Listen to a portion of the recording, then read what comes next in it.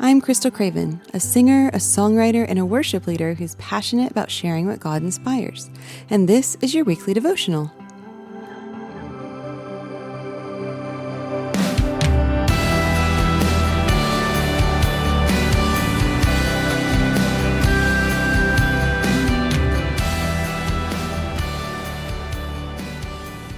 Romans 12:12 says, "Rejoice in hope, be patient in tribulation, be constant in prayer." Now, God calls us individually to do different things in life, but there are also things that He calls all of His followers to do. And this verse tells us three things that He expects of His children. The first one, rejoice in hope. When we look at the three things mentioned in this one little verse, it's actually really interesting that the first thing mentioned is to rejoice in hope, since the other two things are a bit more weightier. Isn't it just like God, though, to encourage our hearts first to be exceedingly glad and cheerful in the living hope, that confidence that we have in Him?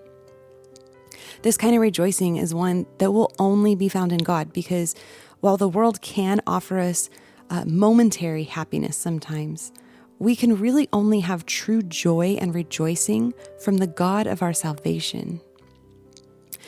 As the people of Israel in the days of Nehemiah had gathered and heard the law of God as it was read aloud and explained to them, the people wept as they heard. And in Nehemiah 8:10, Nehemiah tells the people, "And do not be grieved, for the joy of the Lord is your strength." And the people's response, just a few verses later in verse 12, was that they all went their way to eat and drink and to send portions and to make great rejoicing because they had understood the words that were declared to them. What a beautiful picture that they were stirred to such emotion at hearing the words of the Lord, and yet it was the joy of the Lord being their strength that they were able to make great rejoicing as they carried on in the rest of their day. The second thing that we see, be patient in tribulation. This is one thing that I think we all understand in our minds as we read it, but our hearts and our emotions can get really overwhelmed, and we often just desire for that tribulation and the pain and the suffering to leave quickly. The word for patient in the Greek means to remain, to tarry behind and persevere and endure. This is the same word used in Hebrews 12 as it talks about Jesus enduring the cross. In Hebrews 12:2-3, it says, "Looking to Jesus, the founder and perfecter of our faith, who for the joy that was set before Him endured the cross, despising the shame, and is seated at the right hand of the throne of God. Consider Him who endured from sinners such hostility against Him, so that you may not grow weary or faint-hearted." Our rejoicing in hope flows over into patience in tribulation. James tells us in James 1:2-4, "Count it all joy, my brothers, when you meet trials of various kinds, for you know that the testing of your faith produces steadfastness. And let steadfastness have its full effect, that you may be perfect and complete, lacking in nothing." Being patient through the tribulation will eventually yield its fruit as we're being refined through it. God has His purpose for the things that you're facing in life, and He is working all things for your spiritual good.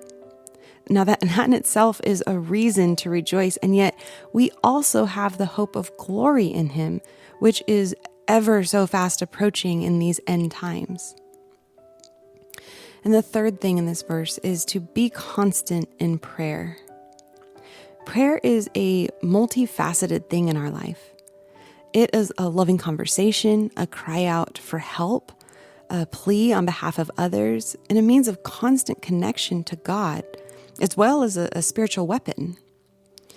Now, the word for constant in the Greek means to be earnest towards, to be attended to with great care and perseverance, and to attend or give oneself to continually. God intends prayer to be a thing in your life, calling you to humility and thanksgiving in it, and He chooses to work powerfully through prayer. Here are a few verses to think on. 1 Peter 3:12 says, "For the eyes of the Lord are on the righteous, and his ears are open to their prayer." James 5:16b says, "The prayer of a righteous person has great power as it is working." And Ephesians 6:16-18 says, "In all circumstances, take up the shield of faith with which you can extinguish all the flaming darts of the evil one, and take the helmet of salvation and the sword of the Spirit, which is the word of God, praying at all times in the Spirit with all prayer and supplication.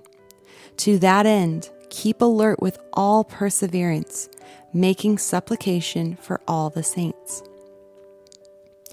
Our greatest example, Jesus himself, embodied this Romans 12 verse for us.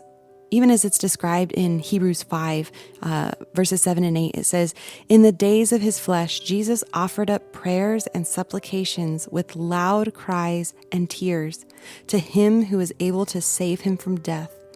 And he was heard because of his reverence. Although he was a son, he learned obedience through what he suffered." So Jesus rejoiced in hope, knowing the Father was able to save him and he would raise him from the dead as he prophesied about.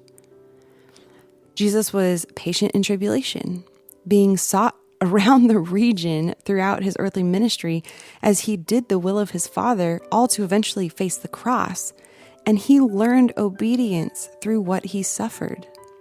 If Jesus, being perfect, learned obedience through what he suffered, how much more do we? And Jesus was constant in prayer, being so fervent that while praying earnestly in the Garden of Gethsemane, Luke 22:44 tells us his sweat became like drops of blood falling to the ground. And even now, while Jesus sits at the right hand of the Father in heaven, Hebrews 7:25 tells us that he always lives to make intercession for us. God doesn't call us to do anything that he did not do himself. Jesus is your hope, your joy, your intercessor, and your mediator. My dear friend, today I really hope that you take the time to rejoice in hope. Be patient through the tribulation that you are currently going through right now, and be constant in prayer for all.